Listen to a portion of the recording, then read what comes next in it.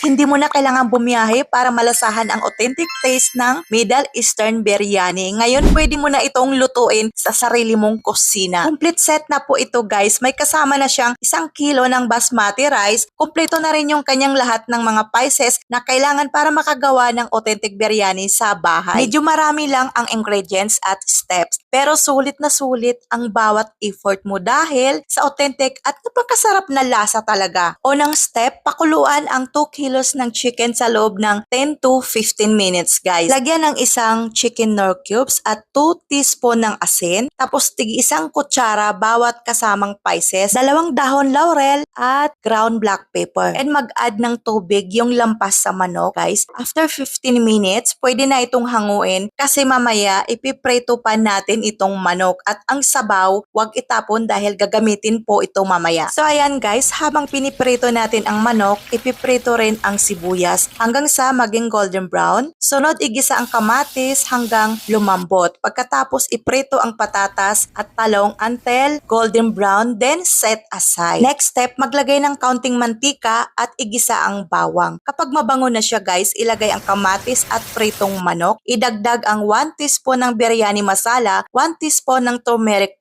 powder at 1 teaspoon ng chili powder. Ilagay ang sabaw na pinagpakuluan ng manok kanina. Sa kapakuluan lang ito guys ng 6 minutes ha. Sunod naman magpakulo ng tubig, ilagay lahat ng mga dried spices. Maglagay ng 2 teaspoon ng mantika, 2 teaspoon ng turmeric powder, 2 teaspoon ng asin at 1 teaspoon biryani masala. Pagkatapos, ilagay ang basmati rice at haluin mabuti. Lutuin hanggang mga 70-80% lang yung luto niya. Medyo matigas pa ang kanin. Dahil lulutuin pa ito ulit sa final step sa loob ng 1 oras guys. Pagkatapos naman, kailangan mo itong i-drain ang sabaw at itapon ng tubig. Ang daming ginagawa no? So ano Mars, kaya pa ba? Pero masarap naman talaga to kahit matagal siyang gawin. And finally, nandito na tayo sa final step. Maglagay ng kaunting chicken sabaw sa ilalim ng kaserola. And then, maglagay din ng kaunting patatas, chicken, sibuyas at talong. Pagkatapos guys, ay lagyan ng 1 layer ng rice. Ulitin ang paglagay ng chicken at iba pang ingredients. Sa katakpan ulit ng natitirang rice, ibuhos ang natitirang sauce ng mga